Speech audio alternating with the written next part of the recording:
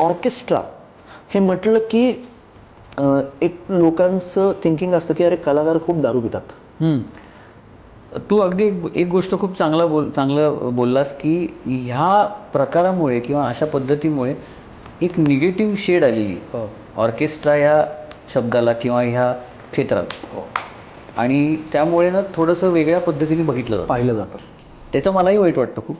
पण बेसिकली काय आहे त्याचं समर्थन मी करू शकत नाही, कारण ऑब्व्हियसली ते स्वतःचाच एक चॉईस असतो की आपल्याला काय करायचं. काय करायचं. आणि त्यामुळे काही काही लोकांनी तो चॉईस केला, मला नाही आवडलं ते. पण मी बघताना मग बघायचो की खूप लोक त्या अधीन जात आहेत.